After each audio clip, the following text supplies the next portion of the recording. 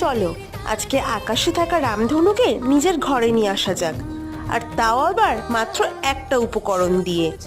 জানি জানি তোমরা কি বলবে, তোমরা এটাই বলবে না যে এর আগেও তোমরা এই ভিডিও অনেক দেখেছো। তোমরা হয়তো দেখে থাকতেই পারো, কিন্তু এর আগে তো কোনোদিন আমি এই ট্রাই করিনি। তাই আজকে টিস্যু পেপার দিয়ে আমি এটা ট্রাই করেই ফেললাম।